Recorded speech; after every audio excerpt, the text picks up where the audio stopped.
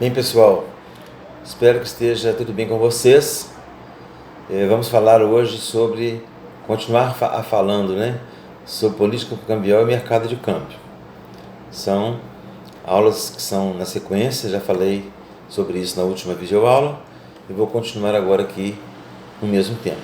Eu já falei com vocês do mercado de câmbio, a sua estrutura no mercado brasileiro, o que é câmbio, o que é o próprio mercado de câmbio, suas funções, fechamento de câmbio, financiamentos internacionais, proteção cambial, e falei também dos participantes do mercado de câmbio. Hoje nós vamos falar de regimes de câmbio e de taxas de câmbio. Bom, o que são regimes de câmbio? Regimes de câmbio é a forma pelas quais os países administram seu câmbio. A maioria dos países o câmbio é controlado. Nós, no caso do Brasil, usamos o real nas operações locais e os agentes do mercado precisam de fazer operações internacionais, exportadores, importadores, investidores, turistas, etc. e vão utilizar o mercado de câmbio. Então vamos conceituar os regimes de câmbios mais comuns aí utilizados no mundo. Primeiro é o regime de câmbio fixo. O que é regime de câmbio fixo? É o regime de câmbio no qual a autoridade monetária, o Banco Central do país, estipula a taxa de câmbio. Então ele determina, a taxa de câmbio vai ser tanto. Só que a taxa de câmbio é resultado de oferta e procura de moeda estrangeira no mercado. Para que o Banco Central possa determinar a taxa de câmbio, ele tem que agir comprando e vendendo moeda estrangeira para estabelecer aquela taxa que ele mesmo determinou. É o caso da China. A China trabalha com câmbio fixo. O que o Banco Central da China faz? Ele compra o excesso de divisas que tem no mercado chinês, moedas fortes, para que a taxa de câmbio não caia, em função da elevada oferta. A China é um país que vem crescendo há mais de 20 anos, e seu crescimento é baseado em exportações. Há uma emergência social na China, há uma migração de pessoas para os centros industriais, e a China está calcada na exportação para o seu crescimento. Isso tem mudado bastante nos últimos anos, mas basicamente ao longo desses 20 anos aí ou mais, a China tem crescido com base em operações de exportação e de importação também. O que a China faz usando o câmbio fixo? Mantém uma taxa fixa, fazendo operações no mercado de câmbio, para que as empresas que estão lá trabalhando tenham certeza, tenham segurança de que vão receber yuans na quantidade estabelecida por cada dólar pelo Banco Central. Então, quando você tem um câmbio fixo, há maior previsibilidade, ou seja, a taxa fica estacionada num ponto, varia muito pouco, o Banco Central garante isso e as empresas exportam com maior segurança. Por isso, pessoal, que essa migração, tem havido essa migração de empresas para a China, porque ela sabe que lá, além da questão da mão de obra mais barata, não é tão verdade assim mais, mas a taxa de câmbio é fixa e se estimula você exportar para outros mercados. Então a China trabalha com câmbio fixo para estimular o crescimento econômico, para estimular suas exportações. E controla a taxa também, para que ela possa importar, e a taxa fixa ajuda bastante aos importadores. É uma estratégia econômica interessante, que depende do monumental volume de reservas que o país tem. Então a China tem muito dinheiro em moeda estrangeira. Ela pode entrar no mercado e fazer operações cambiais à vontade. Então, o regime de câmbio fixo, quando o país quer que a taxa caia, ele vende reservas. E a China tem muitas reservas para vender. Nós temos boas reservas, mas nem tanto assim. A China tem dinheiro para comprar dólares quando tem excesso de dólares, para que a taxa suba e se situe no patamar adequado às suas necessidades econômicas, ou seja, dentro da taxa que ela estabeleceu. Este é o regime de câmbio fixo. Regime de câmbio flutuante é o regime de câmbio no qual a taxa de câmbio é relação entre oferta e demanda. Flutuante, puro, que a maioria dos países deveria usar, falam que usam, mas na verdade é diferente. Nós observamos que os países usam, na verdade, o câmbio flutuante sujo, entre aspas. O que é isso? Apesar da regra do câmbio flutuante, que cada país estabelece, dizer que a taxa de câmbio é resultado da oferta e demanda, os bancos centrais fazem intervenções para adequar a taxa de câmbio a alguns momentos de estresse na economia. Excesso de volatilidade, questões políticas, questões econômicas que podem trazer muita complicação para a taxa de câmbio e para o país. Taxa de câmbio muito alta pode provocar inflação, dificulta o pagamento da dívida externa, dificulta importações. Taxa de câmbio muito baixa atrapalha exportações, reduz o ganho. Isso estimula viagens internacionais, aumenta a importação, pode causar um desequilíbrio aí no balanço de pagamentos do país. Então, Brasil, Argentina, Estados Unidos, outros países da Europa usam câmbio flutuante sujo. Vira e mexe, abre o jornal, vão ver. Banco Central japonês interviu no mercado de câmbio, vendendo tantos bilhões de dólares, e daí por diante. Então, é um câmbio flutuante sujo, não é flutuante como deveria ser, pelo menos do ponto de vista econômico. Também, pessoal, deixar a taxa flutuar bastante é complicado, né? Tem implicações econômicas para as pessoas, para as empresas, então o governo controla essa questão. Não é igual o câmbio fixo, que a taxa é definida e os bancos centrais compram e vendem para manter aquela taxa. O empresário já sabe que a taxa vai ser aquela. Agora, o câmbio flutuante não, tem oscilações. No momento, a gente está observando aí a questão do coronavírus, a nossa taxa de câmbio está mais de R$5, já foi assim, 13, 14, coisas assim. E o Banco Central está intervindo diariamente para conter a taxa de câmbio. Então, pessoal, o Banco Central trabalha nesse sentido, no regime de câmbio flutuante. Compra ou vende moeda estrangeira para adequar a taxa às necessidades da economia. Não vai revelar nunca isso, não vai falar isso. Ele vai falar que está fazendo compra de moeda estrangeira para aumentar a reserva, ele está fazendo venda de moeda estrangeira para conter a especulação, mas não, claro que ele faz isso também, mas ele também faz para adequar a taxa ao momento econômico. Então esses são os regimes de câmbio que eu já falei. Tem mais um que é centralizado, que é quando o governo controla todas as operações de câmbio. O caso da Venezuela, toda operação de câmbio tem que ser autorizada. Por quê? O país tem poucas reservas, tem crise econômica, crise cambial, e tem que autorizar operação por operação. O Brasil já viveu isso em 86, na época do Sarney. Felizmente não estamos mais nessa há muito tempo, mas câmbio centralizado é utilizado por países em crise econômica, países que têm poucas reservas cambiais. Nem todos vão fazer isso, mas o uso centralizado é sinal de crise. E tem também Currency Board, que é uma operação cambial, na verdade um regime cambial que foi utilizado na Argentina até 2001, onde há livre circulação de dólares e moeda local ao mesmo tempo. Não é mais utilizado, traz problemas, como trouxe na Argentina. As pessoas começam a poupar em dólares, correm da moeda nacional e acaba causando descontrole na economia, como causou na época na Argentina, que veio com o ralito, né? Ela ficou sem reservas, teve que confiscar os dólares das pessoas e suspendeu o pagamento da dívida externa e paga preço caro até hoje.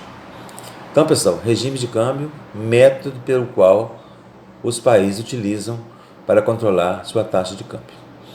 Depois, nós temos aí um assunto, taxas de câmbio. Então, taxa de câmbio, já sabemos, é o preço da moeda estrangeira em moeda nacional. A taxa de câmbio, ela flutua, né, em função daquela questão que eu falei com vocês, né? No câmbio, vamos falar mais de mercado de câmbio flutuante. A taxa de câmbio é resultado da compra e venda na moeda estrangeira no mercado interno. E a gente vai ver também depois, na próxima aula, que tem fatores, né, que provocam a compra ou a venda da moeda estrangeira. Ah, professor, mas você falou com a gente que a taxa de câmbio no Brasil é resultado de compra e venda, mas essa história de coronavírus, o que tem a ver? Tem a ver que há uma insegurança enorme, os investidores procuram mercados mais seguros em função dessa crise, essa pandemia, tem medo da economia que vai acontecer, ter problemas, então vão investir seus recursos em outros mercados mais seguros. E aí vão no mercado de câmbio comprar moeda para voltar para o seu país e a taxa sobe. Então, são fatores que estão por trás da demanda. Então, sempre vai ser a taxa de câmbio, né? Sempre vai ser resultado de oferta e demanda, mas depois vamos analisar o que está por trás da demanda e por trás da oferta. Quais são os fatores que nós chamamos de que vão trazer a formação da taxa de câmbio. E aí, pessoal, Tem aí a questão da taxa de câmbio de compra e venda, lembrando que é um conceito técnico que tem que ser observado por vocês que vão trabalhar nesse mercado de negócios internacionais. Taxa de compra e taxa de venda, e operação de câmbio de compra e venda, são definidas em função do agente financeiro.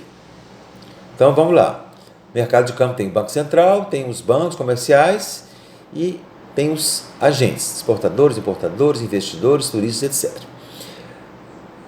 Quando eu falo com operação de câmbio de compra, eu estou dizendo que um banco, por exemplo, está comprando moeda de alguém. Exportador vendeu móveis para a Argentina, recebeu dólares, vai ao mercado de câmbio cotar a sua moeda, o banco que pagar mais por ela vai levar a operação e a empresa recebe reais. Esta operação é de compra. O mercado financeiro, o mercado de câmbio, comprou a moeda estrangeira da empresa exportadora de imóveis. Eu vou viajar para a Argentina. Vou lá na casa de câmbio comprar $1.000, ou falar dólares, melhor, $1.000.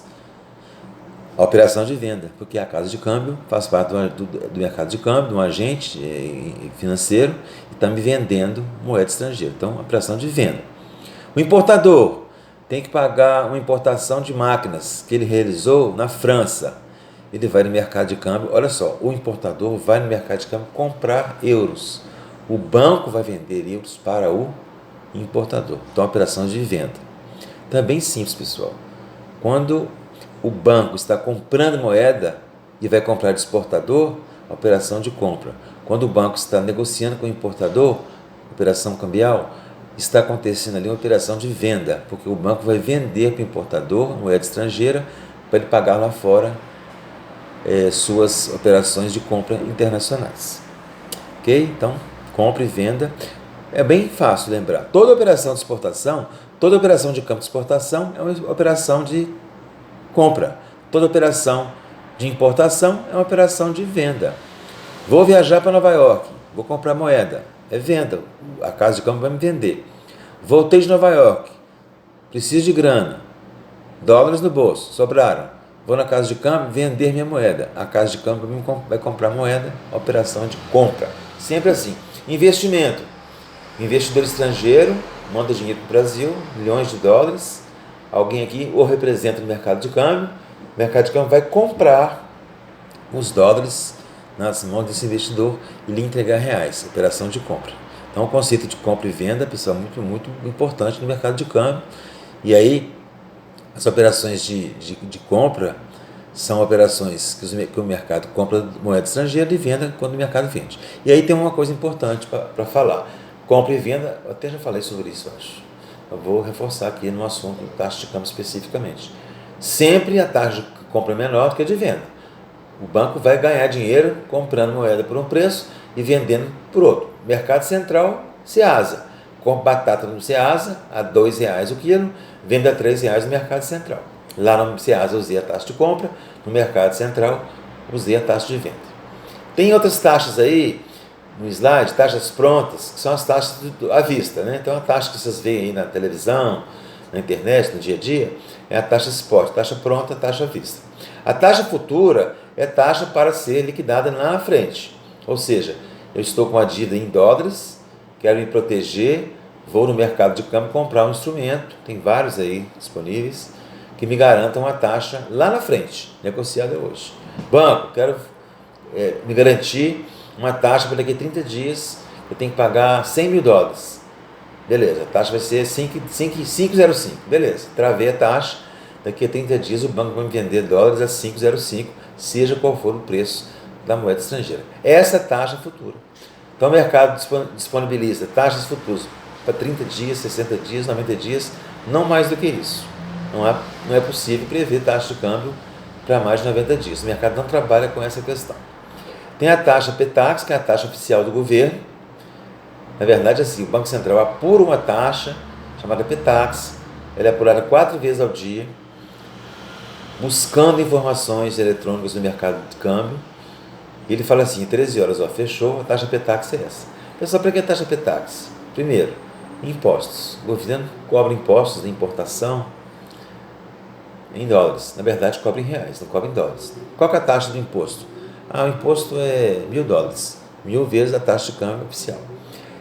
Tesouro Nacional vai fazer um financiamento público, vai emprestar lá $2 milhões para uma empresa exportar. Tá, a empresa vai receber em reais. Quantos reais? Qual a taxa que eu vou usar? Taxa Petax do Banco Central. É uma taxa oficial que é resultado na movimentação do mercado de câmbio. Pessoal, regime de câmbio, taxa de câmbio, falei com vocês os pontos fundamentais. Leiam bastante. Dúvidas, marcilia.fmec.br. Eu vou planejar algum encontro online na semana que vem, via Hangout ou Zoom com vocês, para esclarecer algumas dúvidas, para a gente ficar mais próximo também, a gente vai ficando muito distante assim. Mas eu tenho observado um bom resultado pelos trabalhos que tenho recebido de vocês aqui no Cinef. Então, as aulas estão ministradas, né? Na próxima semana eu vou falar sobre formação na taxa de câmbio. Vai ser a primeira aula da semana que vem.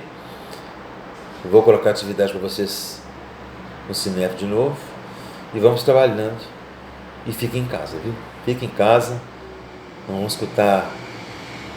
Vamos ouvir só as pessoas que entendem. São cientistas, né? Nada contra ninguém, mas a gente tem que observar os cientistas que sejam da área de saúde, a área epidemiológica, a área de infectologia, todos eles estão ligados à saúde e o importante agora é preservar a vida. Bom, aqui não é lugar de discurso e vamos trabalhar. Um abraço a todos.